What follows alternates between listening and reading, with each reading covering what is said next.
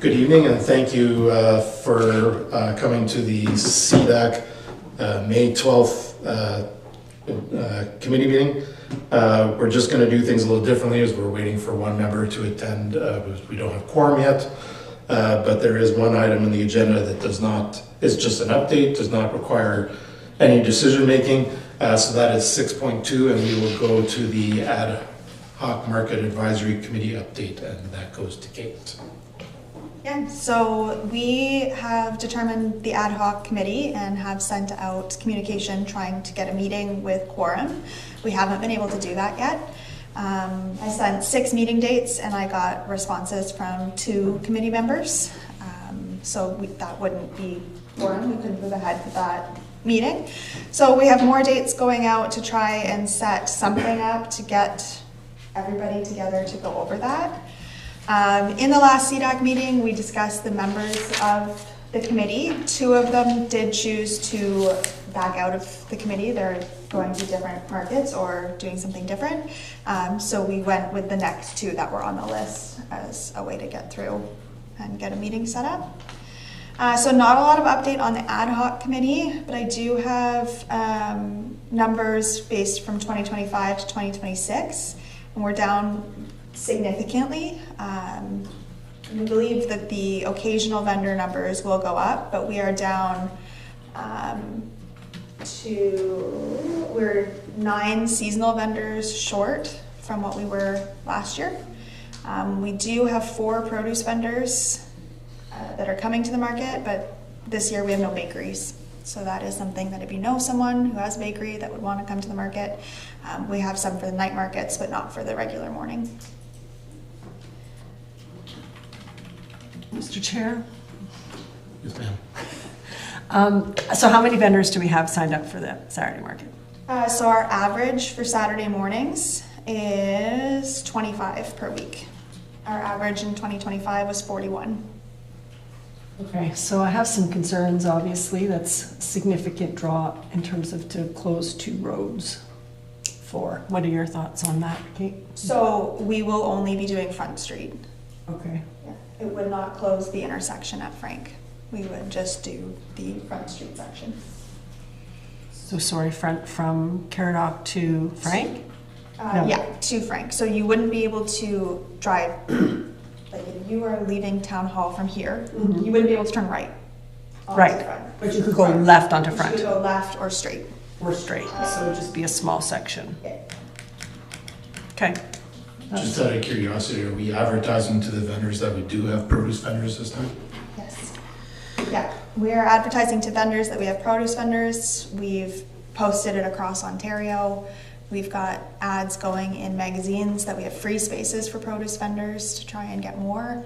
But it's just, there's been a significant drop this year. What about, I had a couple people in the BIA, there seemed to be some confusion about their spots.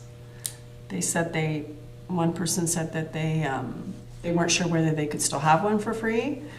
I said yes, they could, but and then another person said that they filled out an application but they hadn't heard. And I said, I'm not sure you hear back anyway. They do. Do they? Yeah, they do. I don't think I heard back anything. I haven't filled one out. Oops. Really, I missed that? Okay. Yeah. So you'll have to fill that out. So maybe we should ask the BIA to send out a reminder. Yes. And let them know what the section's going to be. And if there's no bakeries, then there might be some people might. There's quite a few cafes on the street, so. Yeah, maybe some of them would come out. They would do some of So that. I think it would be a good idea to get the BIA to communicate that ASAP, I guess.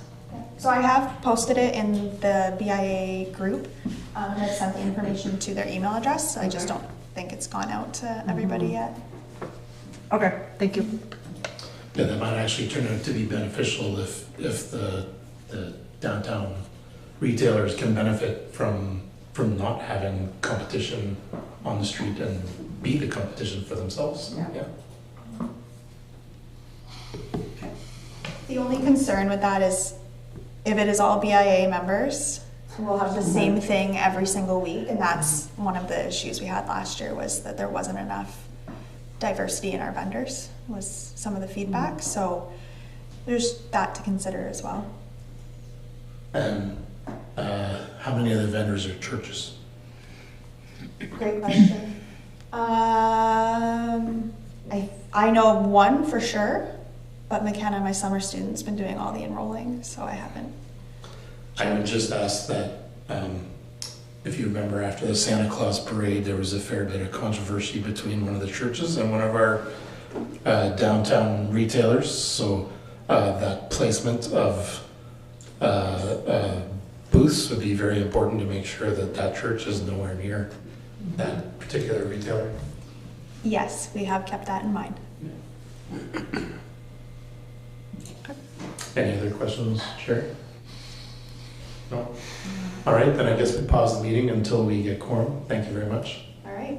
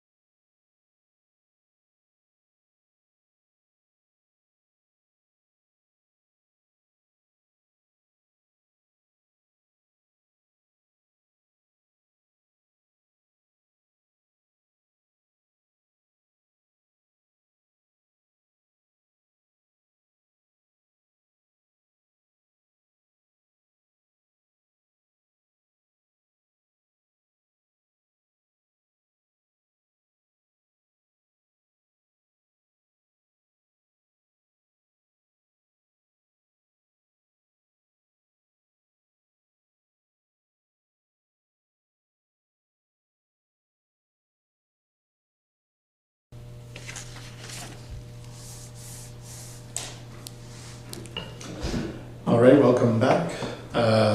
So we'll take care of item number one, roll calls. Roll call been taken, Melanie? No? So we have committee member Sherry Fachenda. Did I say that right? Fachenda. And Councillor Palmer and committee member Brad Richards. I almost said deputy mayor. And myself. And we have staff members Paul Lattimore, Darren, I'm sorry. Doubting, right. Thank you. Rob Littleborn and Rob Brown. So, we are looking for approval of the agenda for tonight's meeting. Made by Councillor Palmer, seconded by Brad Richards. All in favor? Sherry, do you agree? Mm-hmm. Good. Are there any declarations of pecuniary interest? Nobody's found anything to make any money off of this yet? No. And so then we are looking for approval of the minutes from the April 14th meeting. Made by Councillor Palmer, seconded by Sheriff Sinda. All in favor? Thank you. And that brings us to reports of committees and departments. So we'll start off with PTP and Paul. The list of projects, has anything changed since the last meeting? No, that's what I was going to say. There's no change since last time. Still the same projects as before. But we do have Darren who will present on the splash pad 5.1.2. So unless there's any projects that people want to bring forth or things to mention, we can move on to the next section. All right, that's a great segue. So item 5.1.2, the Strathroy Lions Club has made a proposal to partner with the municipality for a pavilion at the splash pad. And Darren, I'll turn this over to you.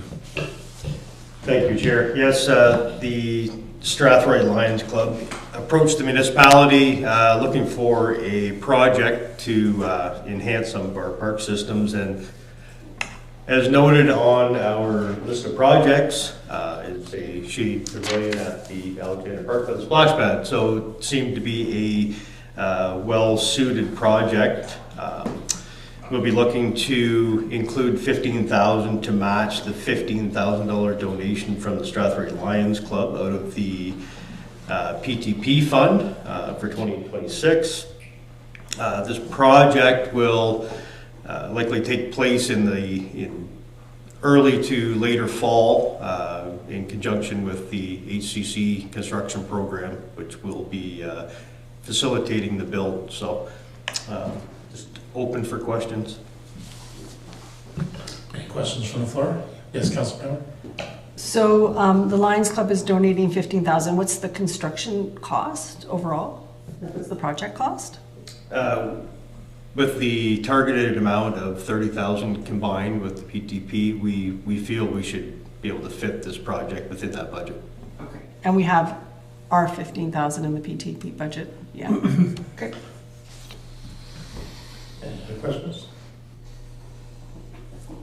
No? So seeing the visual, are we trying to match at all the theme? Is that even possible in that budget to the theme of the splash pad? Well, the color theme in the photo that's being presented on the screen is just basically showing the different components of the structure. It's not actually showing the actual color of the structure. So it'll be made out of pressure treated lumber, and it'll probably have a shingled roof on it, not a blue roof or purple roof. Concrete pad underneath it, I'm assuming? Concrete pad, that's correct. So it'll have lighting, power supply, similar to what our other pavilions have. It'll just be a smaller scale. I think it's a great project because, you know, if you think about having little kids in the splash pad and they get out of the grass and the dirt, and they're tracking all that into the cars. So having a piece of concrete to be able to dry them off and get into their shoes be a big help for that facility. Yes, sure. Sorry, what was the size of it? It'll be approximately 16 by 16, give or take. So like 4 picnic tables under it, maybe? Yeah, probably 3 tables under it comfortably. Yeah. Okay. Yeah, it's not huge, but No, yeah. something. Yeah. All right, if there are no, so do we need to pass a motion for that? Yes. So I am. So, Chair, sorry, the motion needs to be that CDAC recommends to council the contribution of $15,000 from PTP funds. All right, so I'm looking for a motion for what Rob said. Made by Donna, seconded by Brad. All in favor? Did you get that, Melanie? Perfect. See, I knew I had all the faith in the world in her. All right, then, moving on to new business. So 6.1 is the banner policy, and that one I do not know who I'm going to. Let's see. To Darren?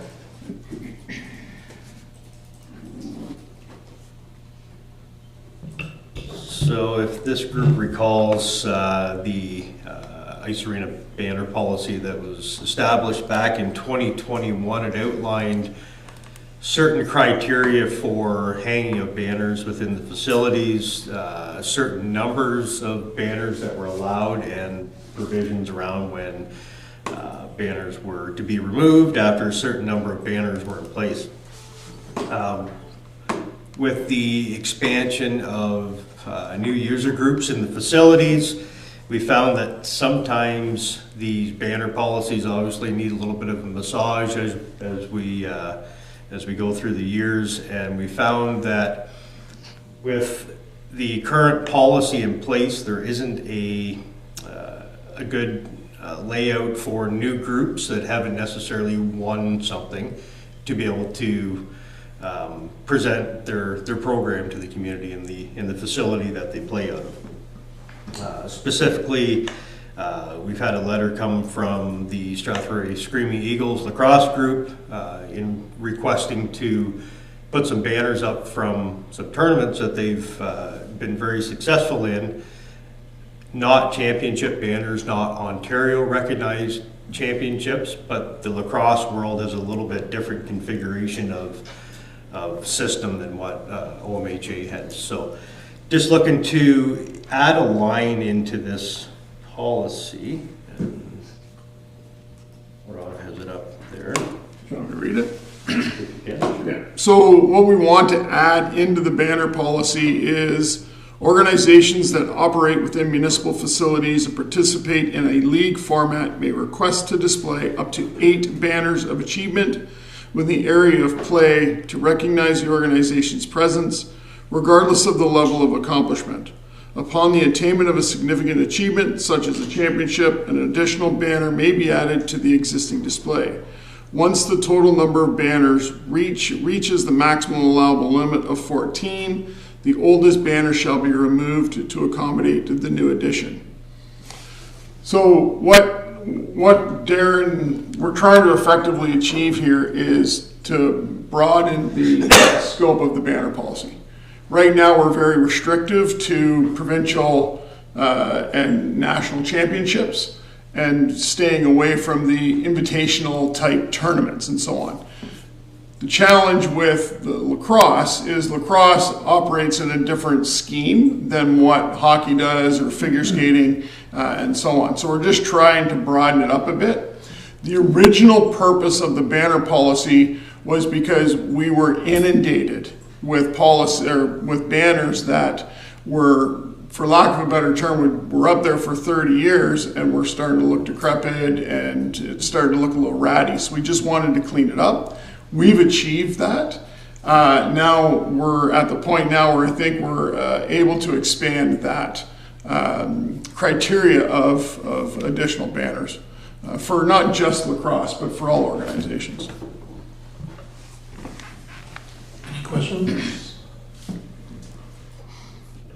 No, I guess the question that I would have is, given the loosening of criteria, how many more banners can we expect from the organizations that already have banners up?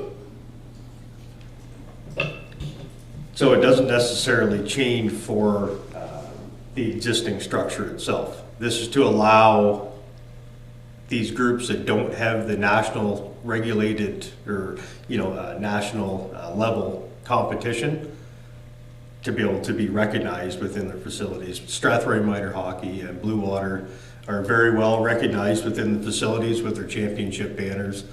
Some of the other sports that play within our facilities aren't recognized yet. So we're just trying to make some steps towards allowing them to put tournament win banners up. And again, once they get to a national level, so to speak, which may or may not occur for some of these groups, then we move towards that same system. That's why the number is set to 8 to maximize at 8 as far as a generic banner that gets hung. Do we have an idea how many different sports we might be looking at?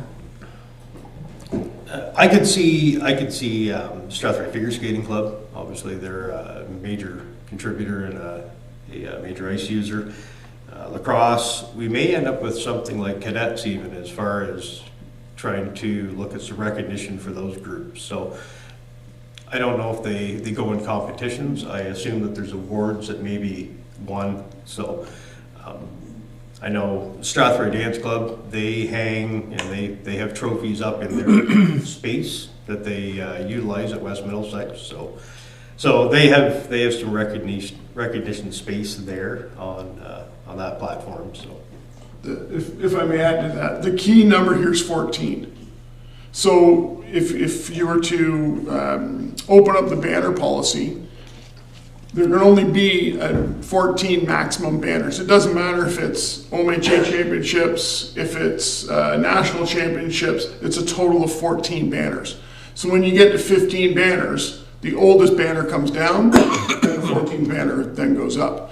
So when they're getting these, refer to them as tournament championships, as opposed to a provincial recognition, they can put up 8 maximum, based on the wording that we've provided. And then an additional 8 if we get to provincial championships and tournaments and of that sort, or sorry, 6. So a total of 14, right? So the magic number is 14. It doesn't matter what the combination is. So if minor hockey, and we'll just use them as an example, if they wanted to put up a tournament banner, they could. But they would have to take down a provincial championship banner to put up a tournament banner, because they can only have 14, right? And I'm assuming you think you have enough wall space for all that? Yeah, we have ball space on the on both ends of the rink at Gemini, both ice pads, so we can accommodate that. And that would be our staff putting those up? That's correct. Yeah. Any other questions? Yes, Brad? Not a question, but a quick comment. Darren, you mentioned the dance club, and last Saturday they won the Showstopper Award in Mississauga. So there's probably a banner coming. Yes, Sharon? So this is only banners just in the Gemini itself, not in both locations? Yeah, this banner policy covers both facilities. But not Tri-Township, they have their own But not policies. Tri-Township, correct.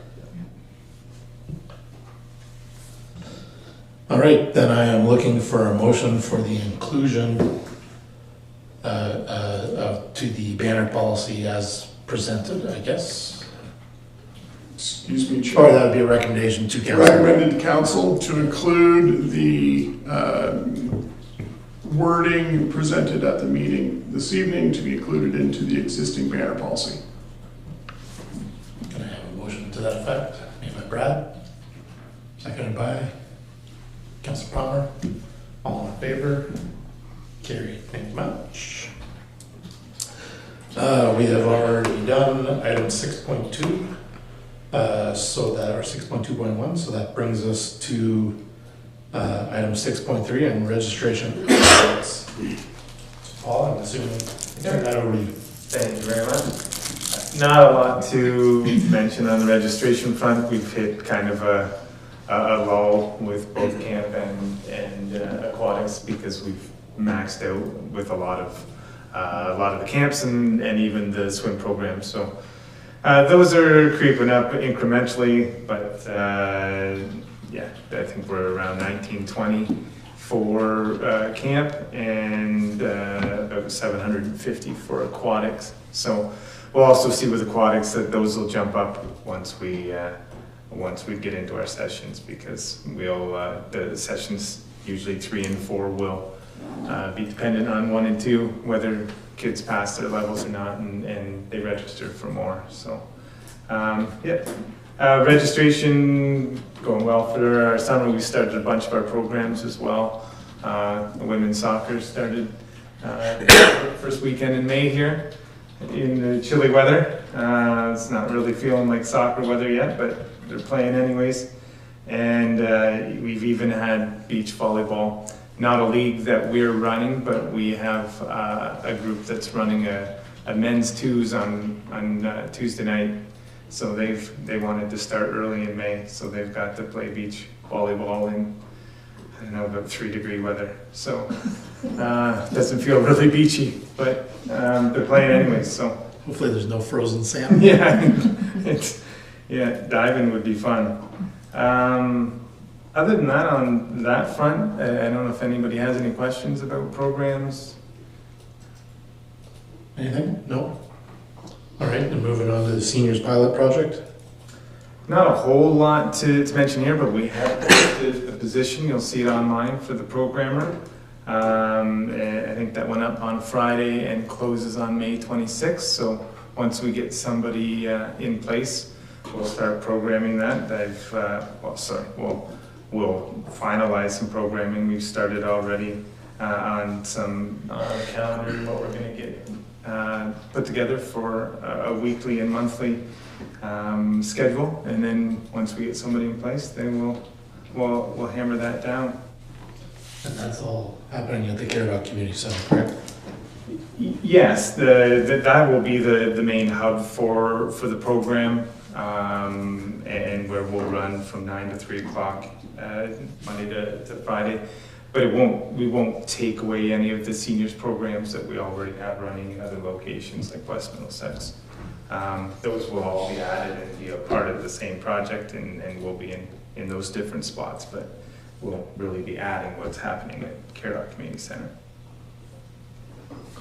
Any questions on the seniors pilot project? How long has it run for? We've planned it for, I think, 8 months for the actual project, yeah, a year for the contract. Okay. Seeing no other questions, no motion is required for those other than to accept the updates. Made by Donna, seconded by Sherry. All in favor? Carried. Thank you. That brings us up to 6.4 and project updates. And I don't know who I'm going to for that one. Darren? Thank you, Chair. Just a few updates after the last meeting, obviously. Lots of capital projects on the go this year.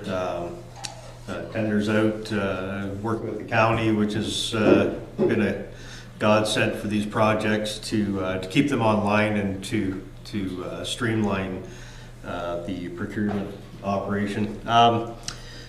Staff have been obviously active in the parks the last few weeks as West Middlesex is closed and the ice came out, transitioning that facility back into an event space for Community Over Cancer and the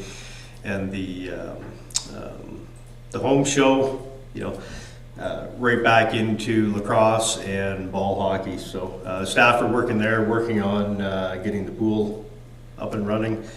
Over the next few weeks, sports fields open, top dressing and grooming done, and overseeding, and they've accomplished a major task in a very short number of weeks. So personally, I would like to thank our staff on my behalf anyway for all the hard work they've done.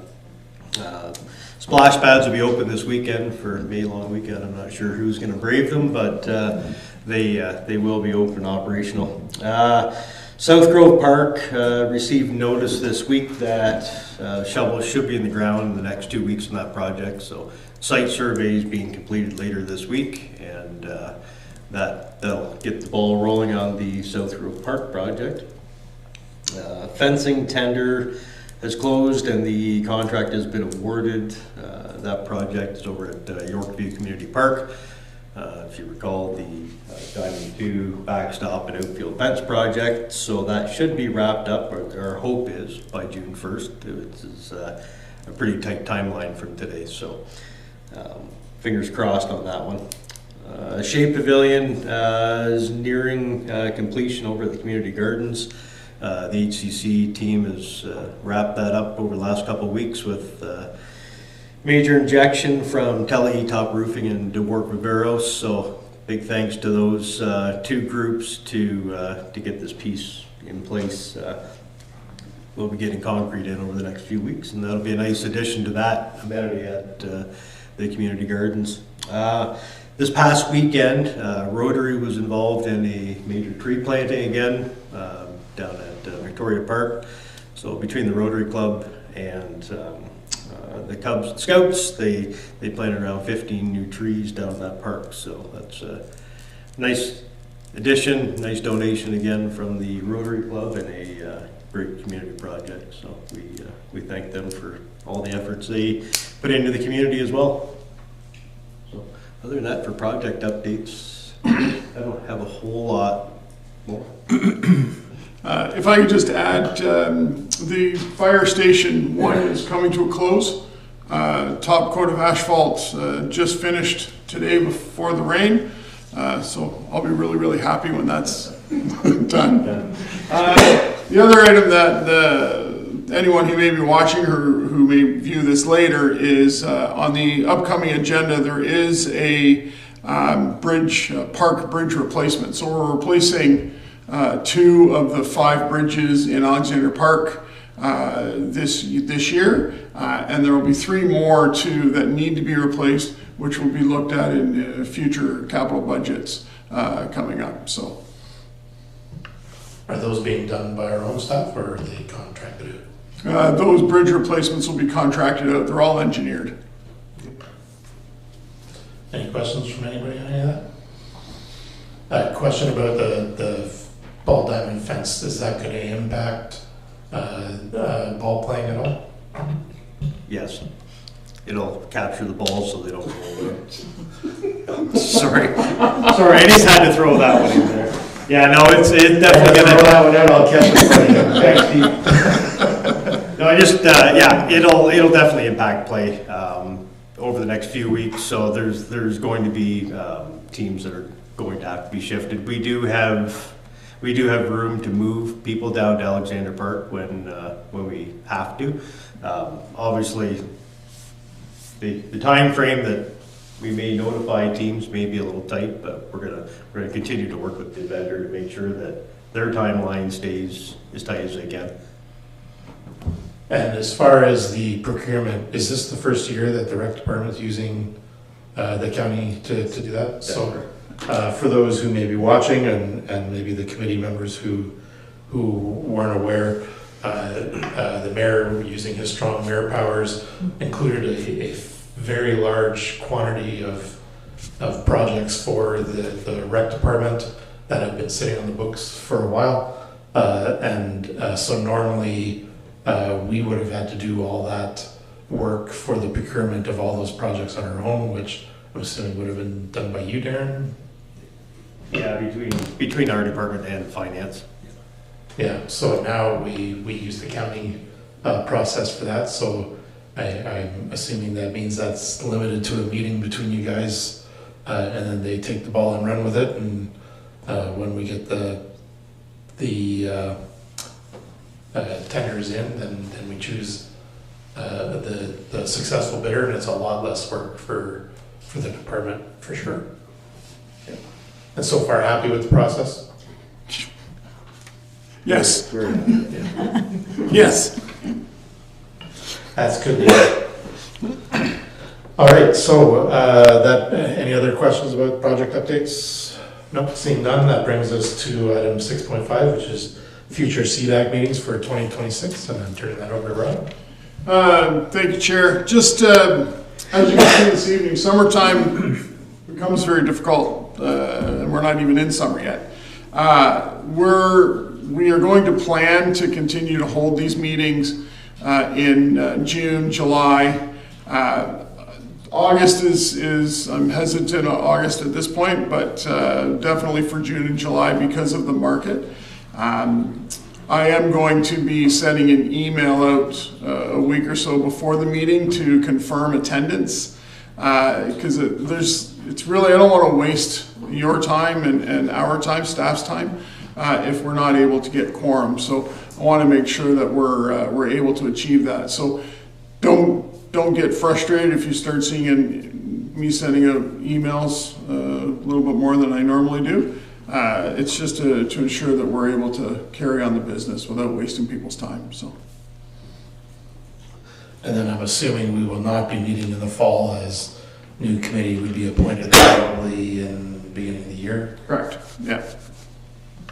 All right, so I guess I will take this opportunity then, just in case we don't meet in July, to thank the committee members very much for their participation over the last 3.5 years.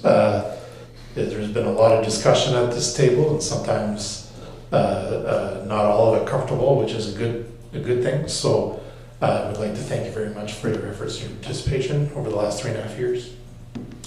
And that brings us to announcements and inquiries by members. So we'll start with Brad.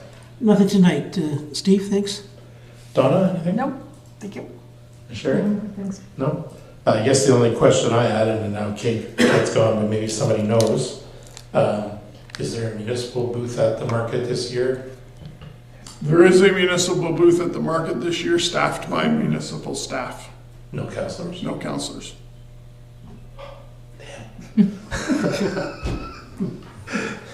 All right. I kind of figured that was the case because I hadn't seen an email go out, but I just wanted to make sure so I could start planning my own calendar. From my understanding from the report earlier, there's lots of space for you to put one on. Just beat me to it. Good point. Good point. I don't think I can start spending money though until after the nominations close, correct? I don't know. We would have to ask a clerk. Yeah. So that would only mean that I could participate in some of the later August ones. Unless you want to share a booth. Anyways, so we already talked about meetings. That brings us to a motion to adjourn. Made by Donna, second by Brad, all in favor? Thank you very much. So concludes the May 12th meeting of CDAC. Thank you very much for your participation. Yay.